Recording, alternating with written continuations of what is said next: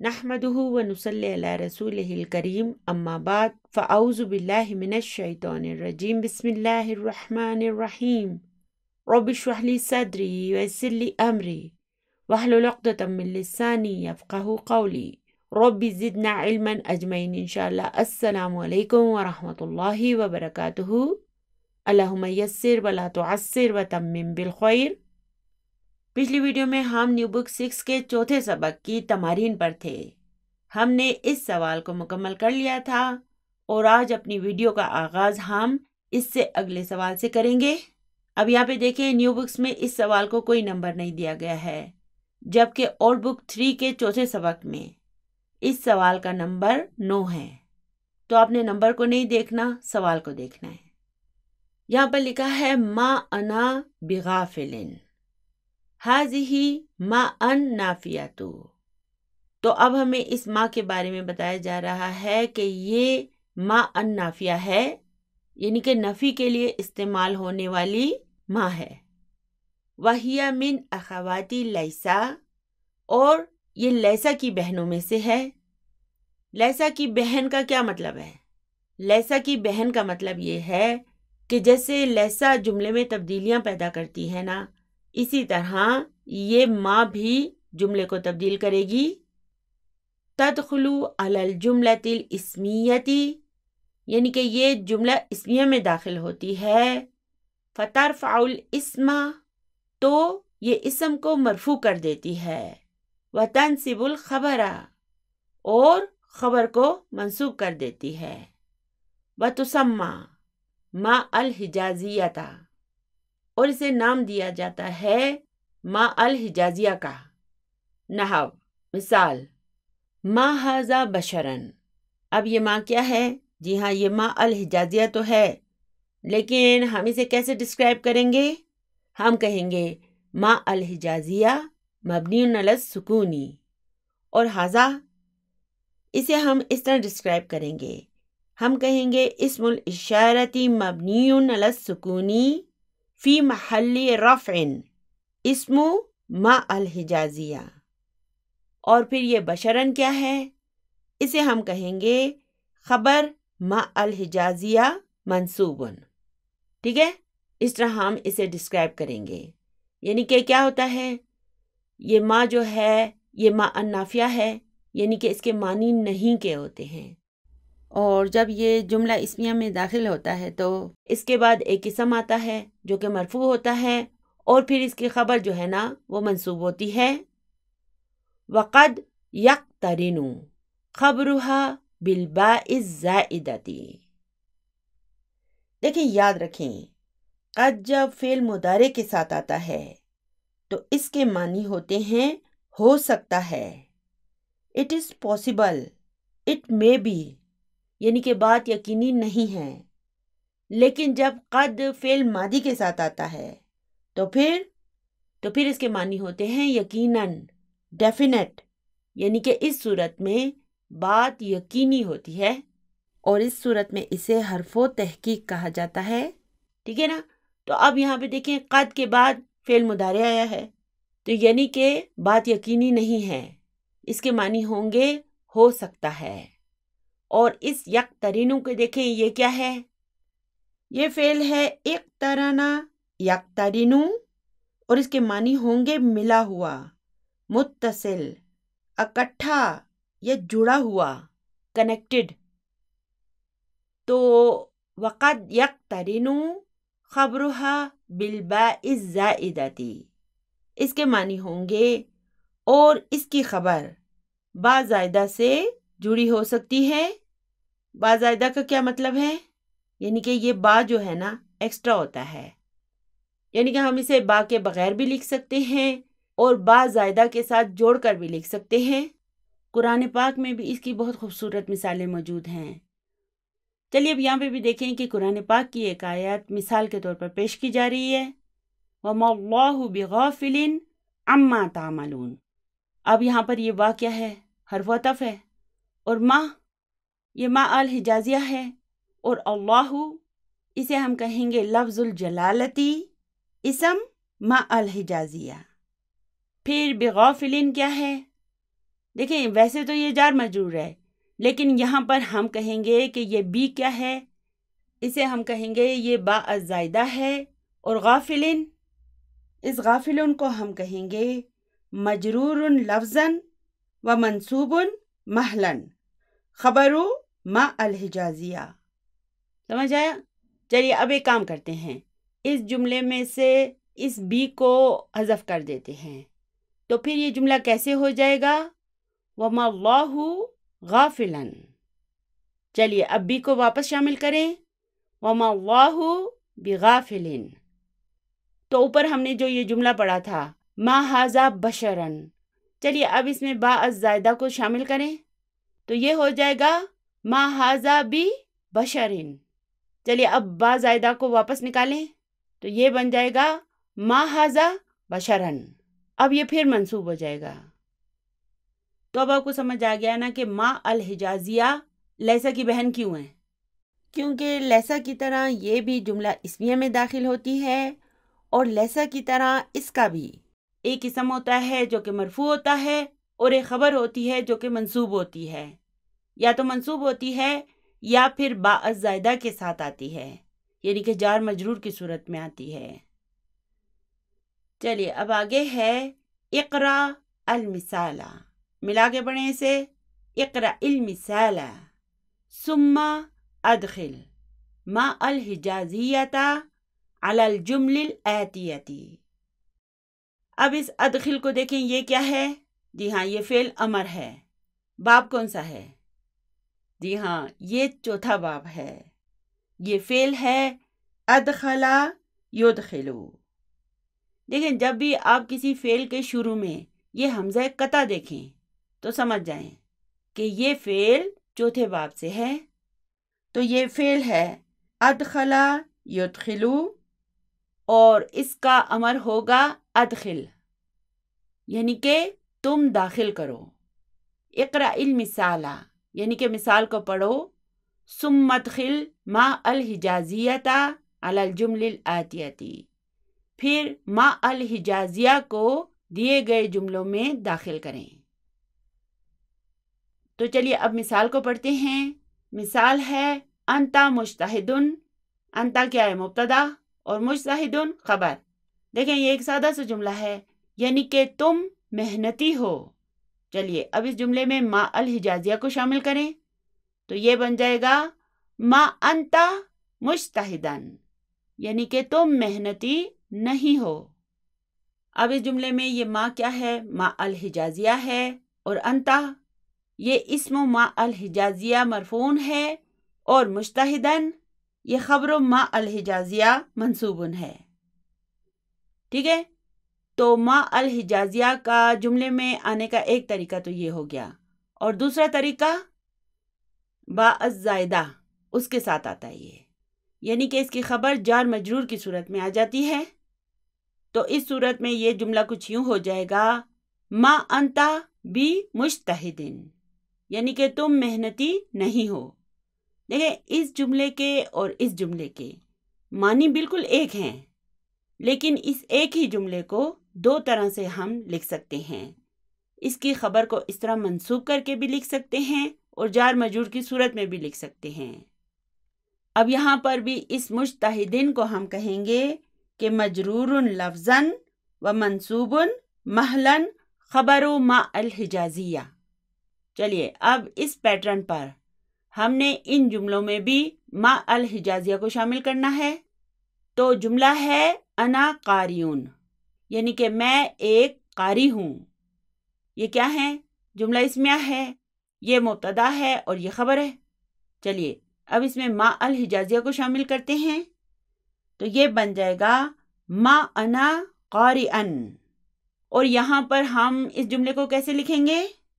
ما انا بقارئن۔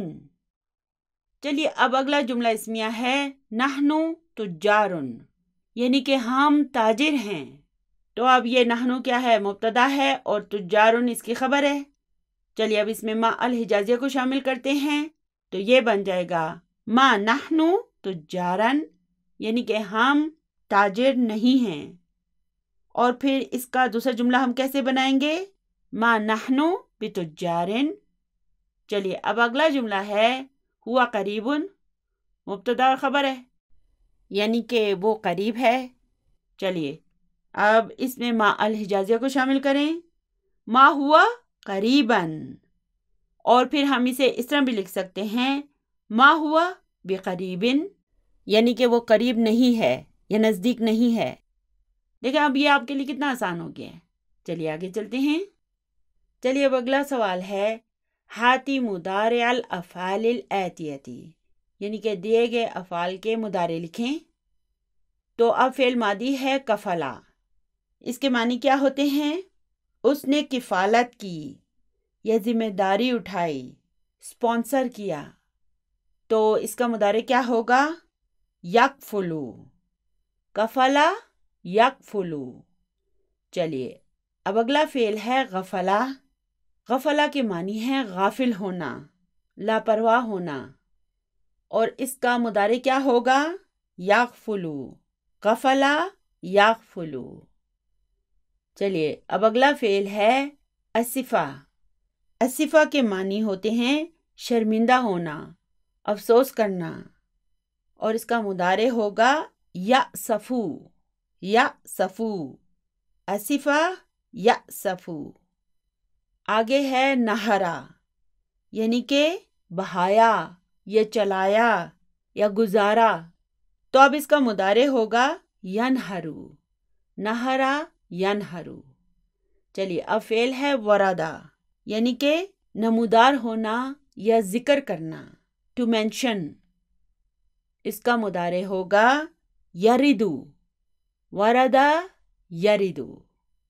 چلیے اب اگلا فعل ہے فرا۔ دیکھیں یہ فرا دراصل کیا ہے؟ دراصل یہ فررا ہے، اور اس کا تعلق کس باب سے ہے؟ باب دربا سے ہے۔ دربا یدربو، فررا یفررو، تو اس کا مضارع کیا ہوگا؟ یفرو، فرا یفرو، یعنی کہ وہ فرار ہوا، وہ بھاگ گیا۔ چلیے اب اگلا فعل ہے سبقہ، یعنی کہ گزر گیا، بڑھ گیا، پیچھے چھوڑ دیا، تو اب اس کا مضارع کیا ہوگا؟ یسبقو، سبقہ یسبقو۔ چلیے اب اس کے بعد ہے سلقہ۔ اس کے معنی میں آپ کو بتا چکی ہوں، یعنی کہ اس نے ابالا، ٹو بوائل، پانی میں کسی چیز کو ابالا، اور اس کا مضارع کیا ہوگا؟ یسلقو، سلقہ یسلقو۔ چلیے اب اگلا فعل ہے فلقہ، یعنی کہ اس نے پھاڑا، چیرا، اور اس کا مضارع ہوگا یفلقو، فلقہ یفلقو۔ چلیے اب اگلا فعل ہے عبرا، یعنی کہ عبور کرنا، کراس کرنا، گزر جانا، تو اب اس کا مضارع ہوگا یعبرو، یعبرو، عبرا یعبرو۔ چلیے اب اگلا سوال ہے ہاتی جمع الاسماء الاتیتی، یعنی کہ دیے گئے اسماء کی جمع بتائیں۔ تو پہلا فعل ہے یتیمن، یعنی کہ یتیم۔ چلیے اس کی جمع کیا ہوگی؟ اس کی جمع ہوگی ایتامن یا یتامہ۔ دیکھیں عربی زبان میں ایک ہی اسم کی ایک سے زائد اوزان پر جمع ہو سکتی ہیں، تو اس کی دو جمع ہو سکتی ہیں، یتامہ بھی اور ایتامن، یہ بھی۔ چلیے اب اگلا اسم ہے قفلن، یعنی کہ تالا۔ اس کی جمع کیا ہوگی؟ اقفالن۔ چلیے اب ہے جہتن، یعنی کہ علاقہ، جگہ، اور اس کی جمع کیا ہوگی؟ جہاتن۔ پھر ہے عابدن۔ اب اس کی دو طرح سے جمع ہو سکتی ہے، جمع مذکر سالم کی صورت میں اس کی جمع ہوگی عابدون، اور جمع مکسر کی صورت میں اس کی جمع ہوگی عبادن۔ تو اب ہمیں یہاں پر آگے ہاتھ کے مختلف حصوں کے نام بتائے جا رہے ہیں۔ چلیے اب اسے سمجھنے کے لیے ساتھ ساتھ اولڈ بک 3 کے اس صفحے کو بھی کھول لیتے ہیں تاکہ آپ کو یہ سارے الفاظ صحیح طرح سمجھ آ جائیں۔ تو پہلا لفظ ہے الابہام۔ ابہام عربی زبان میں انگوٹھے کو کہتے ہیں، ٹھیک ہے؟ پھر ہے انملا۔ انملا انگلی کے اس حصے کو کہتے ہیں۔ اور پھر ہے الراحتو۔ الراحتو ہتھیلی کو کہتے ہیں۔ پھر ہے السبابتو۔ السبابہ شہادت کی انگلی کو کہتے ہیں۔ پھر ہے الوسطی۔ الوسطی کسے کہتے ہیں؟ اس درمیانی انگلی کو، شہادت کی انگلی کے ساتھ جو یہ انگلی ہوتی ہے نا، اسے الوسطی کہتے ہیں۔ پھر آگے ہے الخنصر۔ الخنصر اس سب سے چھوٹی والی انگلی کو کہتے ہیں، یعنی کہ چچی انگلی کو۔ اور البنصر اس کے ساتھ والی انگلی کو کہتے ہیں، چھوٹی انگلی کے ساتھ والی جو انگلی ہوتی ہے نا، اسے کہتے ہیں۔ اور یہ مجھے بتائیں کہ انگلی کو عربی زبان میں کیا کہتے ہیں؟ اصبعن، اور اس کی جمع ہوگی اصابع، یعنی کہ انگلیاں۔ پھر اصبع الیدی ہاتھ کی انگلی کو کہتے ہیں، اور اصبع القدمی پاؤں کی انگلی کو کہتے ہیں، ٹھیک ہے، ٹوز کو۔ چلیے اب ایسا کرتے ہیں کہ اگلے سبق کو شروع کرنے سے پہلے کلید بک پر چلتے ہیں۔ دیکھیں میں آپ کو پہلے بھی بتا چکی ہوں کہ بک 3 کو اچھی طرح سے سمجھنے کے لیے ضروری ہے کہ آپ کلید بک کو باقاعدگی سے پڑھنے کی عادت ڈالیں۔ جب بھی آپ کو ٹائم ملے نا، آپ کلید بک کو کھول کر پڑھ لیں۔ اور کسی بھی سبق کو شروع کرنے سے پہلے بہتر ہوگا کہ آپ کلید بک میں اسی سبق کے جو نوٹس ہیں نا، انہیں پہلے پڑھ لیں۔ اس طرح آپ کو آنے والا سبق بڑی آسانی سے سمجھ آ جائے گا۔ چلیے اب کلید بک کا 5واں سبق کھول لیں۔ یہاں پر لکھا ہے اس سبق میں ہم مندرجہ ذیل مسائل سیکھتے ہیں۔ تو پہلا پوائنٹ لکھا ہے کہ سالم فعل سے مبنی للمجہول بنانے کا طریقہ ہم سیکھ چکے ہیں۔ یہاں فعل اجوف سے مبنی للمجہول بنانے کا طریقہ سیکھیں گے۔ دیکھیں یہ طریقہ جو ہے نا، یہ ہر طرح کے اجوف کے لیے ایک جیسا ہوگا۔ اجوف خواہ واوی ہو یا یائی، دونوں کا مجہول اسی طرح بنایا جائے گا۔ تو قالا سے مجہول ہوگا قیلا۔ قیلا کے کیا معنی ہوتے ہیں؟ کہا گیا۔ اب قالا کا تعلق کس باب سے ہے؟ باب نصرہ سے، پھر بھی اس کا مجہول ہوگا قیلا۔ اسی طرح دیکھیں با کا تعلق کس باب سے ہے؟ باب دربہ سے، لیکن اس کا مجہول بھی بیعا ہوگا۔ اسی طرح زادہ کا تعلق باب سمیہ سے ہے، لیکن اس کا مجہول بھی زیدہ ہی ہوگا۔ قیلا کے معنی ہوتے ہیں کہا گیا، بیعا کے معنی ہوتے ہیں فروخت کیا گیا، اور زیدہ کے معنی ہوتے ہیں بڑھایا گیا۔ تو جب فعل ہوگا اجوف، تو خواہ وہ واوی ہو یا یائی ہو، یا اس کا تعلق کسی بھی باب سے ہو، ہر صورت میں اس کا مجہول اسی طرح بنے گا، قیلا، بیعا، زیدہ، ٹھیک ہے؟ چلیے اب ان کے مضارع پر آ جاتے ہیں۔ تو قالا کا مضارع ہوتا ہے یقولو، اور پھر اس کا مجہول ہوگا یقالو، یعنی کہ کہا جاتا ہے۔ دیکھیں ہم پڑھ چکے ہیں نا کہ ینصرو کے پیٹرن پر یہ کیا ہوتا ہے؟ یقولو، اور ہم اسے کیا لکھتے ہیں؟ یقولو۔ چلیے اب اس یقولو کو مجہول میں تبدیل کریں۔ ہم اس کے حرف و مضارع پر ضمہ لگا دیں گے، اور اس کے آخری والے حرف پر بھی ضمہ آئے گی، اور اس کے درمیان میں اگر سکون ہے تو اسے ہم سکون سے رہنے دیں گے، اور باقی سارے اعراب کو فتح میں تبدیل کر دیں گے۔ تو یہ بن جائے گا یقولو، یقولو۔ تو اسے اس طرح پڑھنا مشکل ہے نا، اس لیے اس کے قاف اور واو کے اعراب کو ہم ایک دوسرے سے تبدیل کر دیں گے۔ اب قاف پر جیسے ہی فتح آئے گی نا، تو ویک لیٹر واو الف میں تبدیل ہو جائے گا، تو یہ بن جائے گا یقالو، یعنی کہ کہا جاتا ہے۔ اسی طرح فعل مضارع ہے یبیعو، اس کا مجہول ہوگا یباعو، یعنی فروخت کیا جاتا ہے۔ پھر فعل مضارع یزیدو سے اس کا مجہول ہوگا یزادو، یعنی کہ بڑھایا جاتا ہے۔ دیکھیں ان سب کی گردان بنانے کی ضرورت نہیں، کیونکہ یہ صرف اسی طرح استعمال ہوتے ہیں. جیسے اگر میں نے کہنا ہے قیلا لی، یعنی کہ مجھ سے کہا گیا، قیلا لہم ان سب سے کہا گیا، قیلا لنا ہم سب سے کہا گیا، قیلا لکا تم سے کہا گیا. تو اس طرح یہ ایک قیلا ہی سب کے لیے استعمال ہوتا ہے، اس لیے ان کی گردان بنانے کی ضرورت نہیں ہے. چلیے اب اس کی کچھ مثالیں پڑھ لیتے ہیں. یقالو ان هذه الارض بیعت بملیون ریال، یعنی کہ کہا جاتا ہے کہ یہ زمین 1 ملین یعنی کہ 10 لاکھ ریال میں فروخت ہوئی. پھر اب اس کا دوسرا جملہ ہے ہنا تباع الصحف والمجلات. اب یہاں پہ دیکھیں تباع کیوں آیا ہے، کیونکہ الصحف جو ہے یہ جمع ہے اور کل جمع مؤنث. جب غیر عاقل کی جمع ہوتی ہے تو اس کے لیے فعل کی مؤنث واحد کی فارم استعمال ہوتی ہے، اسی لیے یہاں پر یہ تباع آیا ہے. تو اسے اب ہم کیسے ڈسکرائب کریں گے؟ ہم کہیں گے فعل مضارع مرفوع للمجہول وعلامت رفعہ الضمۃ الظاہرۃ. تو اب یہ تباع کیا ہے؟ جی ہاں یہ مجہول ہے، تو اب اس کا نائب فاعل کہاں ہے؟ الصحف.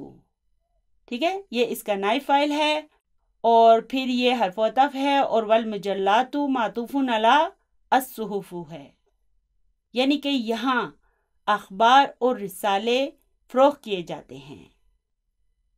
چلیے اب دوسرا پوائنٹ ہے سالم فعل سے اسم فاعل بنانے کا طریقہ ہم سیکھ چکے ہیں.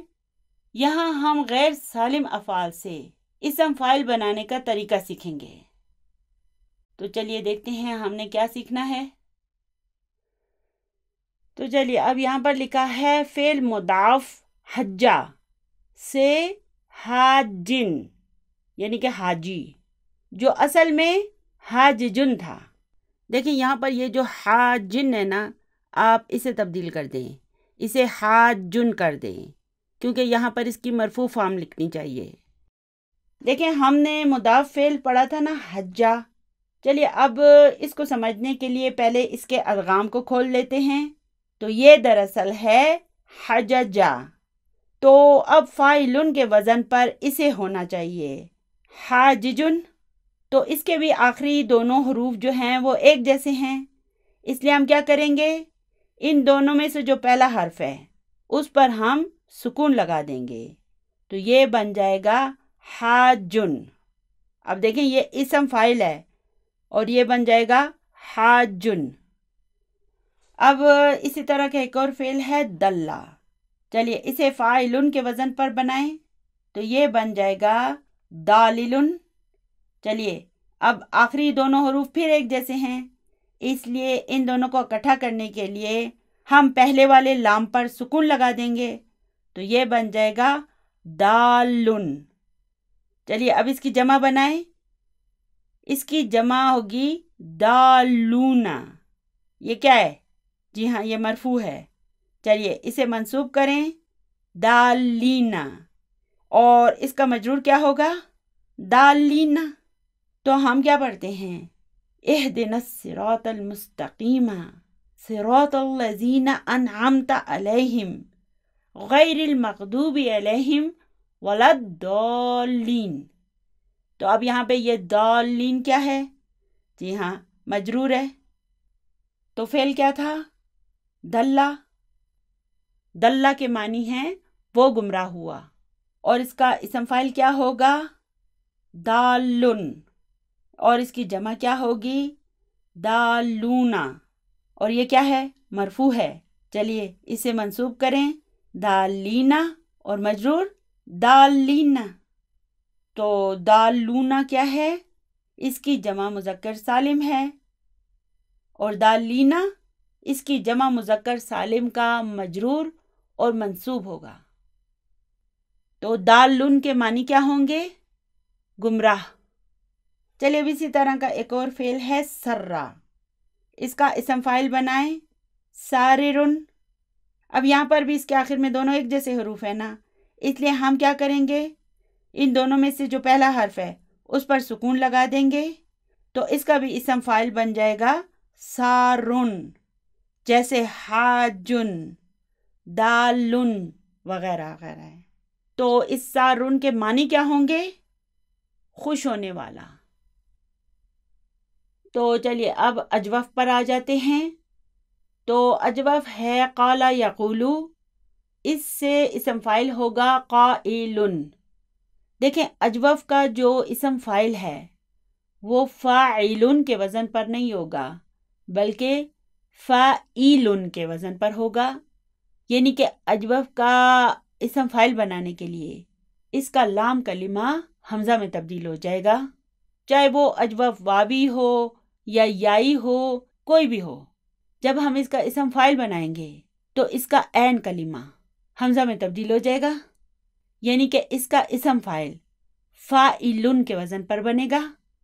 تو آپ دیکھیں نا یہ کیا بن گیا، قائلن، یعنی کہ کہنے والا۔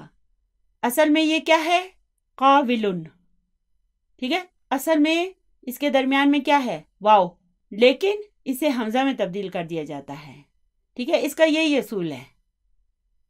اسی طرح اجوف یائی ہے زیادہ یزیدو، اس سے پھر اسم فاعل ہو جائے گا زائدن، یعنی کہ زیادہ۔ اصل میں یہ کیا ہے، زایدن۔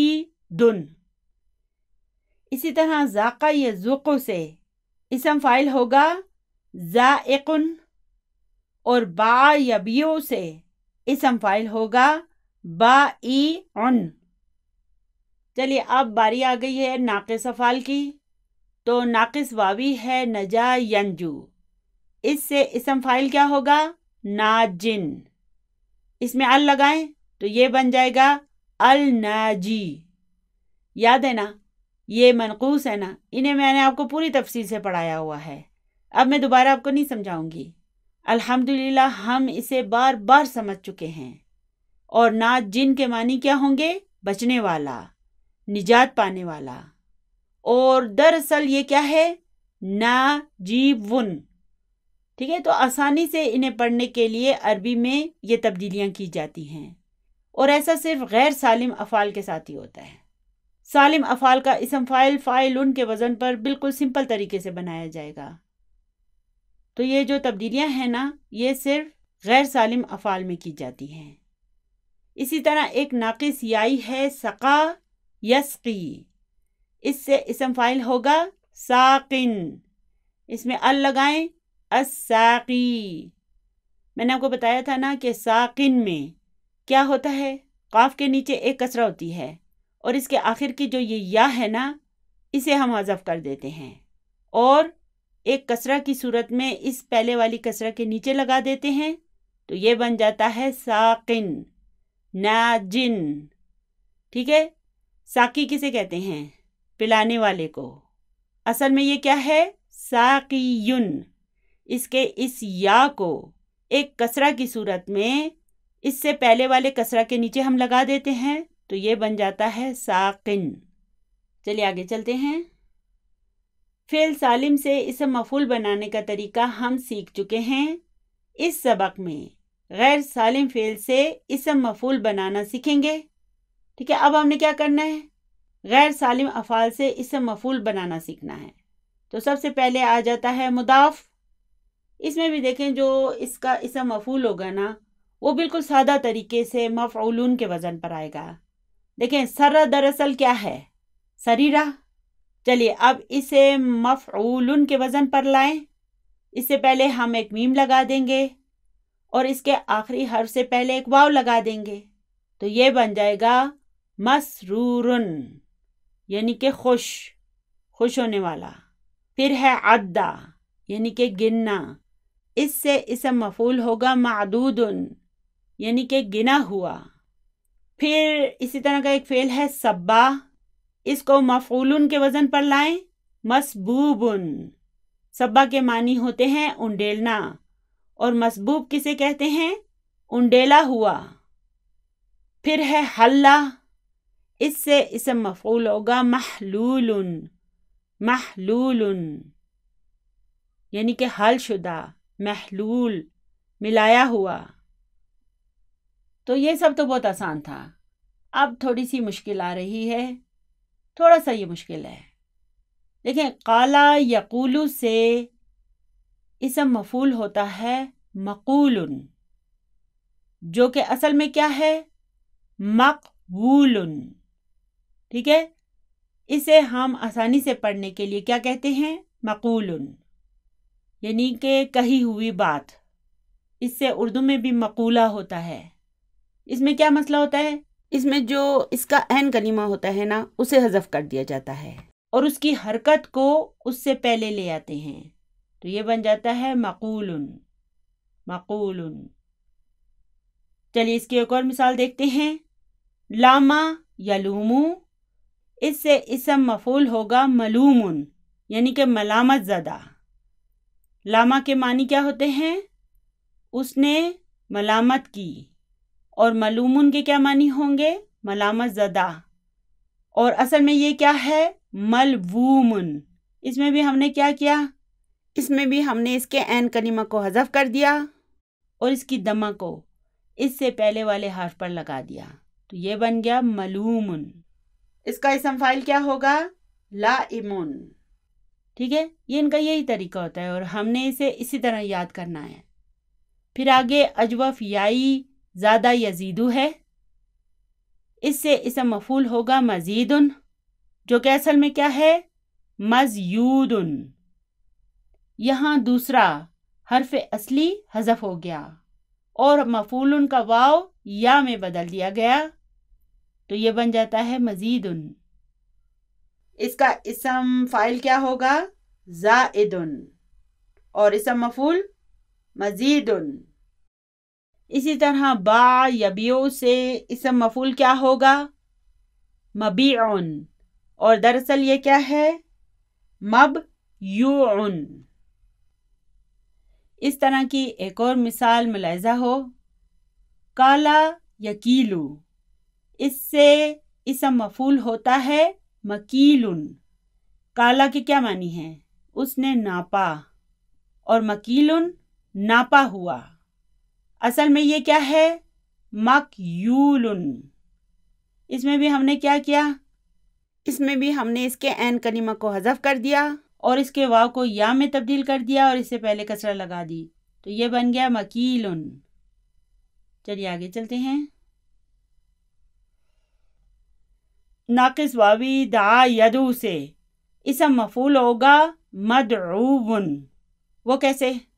دیکھیں، دعا کو آپ مفعولن کے وزن پر لائیں تو یہ بن جائے گا مدعوون۔ اب اس مدعوون میں دیکھیں، یہ والا واو جو ہے یہ اس کا لام کلمہ ہے، اور یہ واو یہ مفعولن کا ایکسٹرا واو ہے، تو ہم کیا کرتے ہیں؟ ان دونوں کو آپس میں ملا دیتے ہیں، تو یہ بن جاتا ہے مدعوون۔ ٹھیک ہے، اس واو پر تشدید آ جاتی ہے۔ تو مدعو کے معنی کیا ہوں گے؟ جسے دعوت دی گئی ہو، مدعو۔ اردو میں بھی اسے ہم مدعو کہتے ہیں، اسے دعوت میں مدعو کیا گیا۔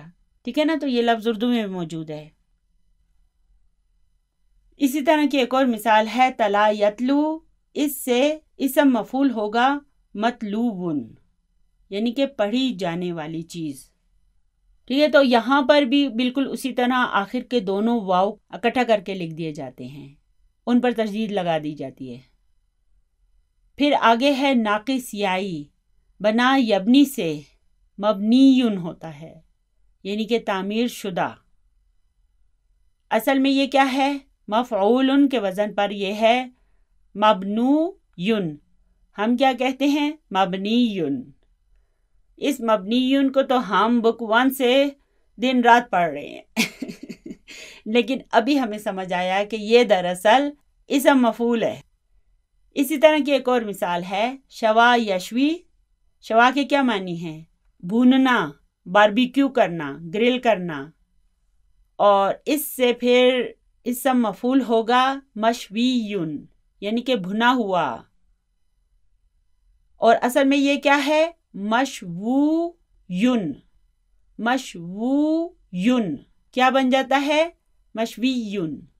ٹھیک ہے، تو یاد رکھیں کہ اسم فاعل کا جو پیٹرن ہے وہ دراصل فاعلن کے وزن پر ہی ہوگا، اور اسم مفعول کا پیٹرن مفعولن کے وزن پر ہوگا. لیکن جو یہ غیر سالم افعال ہوتے ہیں نا، ان میں ہمیں مجبوراً کچھ تبدیلیاں کرنی پڑتی ہیں. دیکھیں میں آپ کو بتا چکی ہوں کہ جب بھی آپ کوئی نئی چیز سیکھتے ہیں تو پہلے دن وہ آپ کو بہت مشکل لگتی ہے، دوسرے دن وہ اتنی مشکل نہیں رہتی، اور پھر چند مرتبہ جب آپ اس کو پڑھ لیتے ہیں تو آپ کو بالکل مشکل نہیں لگتی. لیکن اسی طرح جب آپ اسے بار بار پڑھتے ہیں تو پھر وہ آپ کے لیے بہت آسان ہو جاتی ہے. پھر اگر آپ سے پوچھا جائے تو آپ کہیں گے یہ تو مجھے پہلے سے پتا تھا، میں تو بچپن سے یہ جانتا تھا. تو اس لیے آپ نے پریشان نہیں ہونا، یہ سب کچھ ہم پہلی مرتبہ پڑھ رہے ہیں. بار بار ان الفاظ کو جب ہم پڑھیں گے تو ہمیں ان کی پریکٹس ہو جائے گی، ہم ان کے سسٹم سے اچھی طرح واقف ہو جائیں گے. ٹھیک ہے نا؟ تو آج کا ہمارا سبق بس یہیں تک تھا. دعاؤں میں یاد رکھیے گا. اللہم انی اعوذ بک من الہم والحزن واعوذ بک من العجز والکسل واعوذ بک من الجبن والبخل واعوذ بک من غلبۃ الدین وقہر الرجال. سبحان ربک رب العزت عما یصفون وسلام علی المرسلین والحمد للہ رب العالمین. جزاکم اللہ خیرا کثیرا. السلام علیکم ورحمۃ اللہ وبرکاتہ.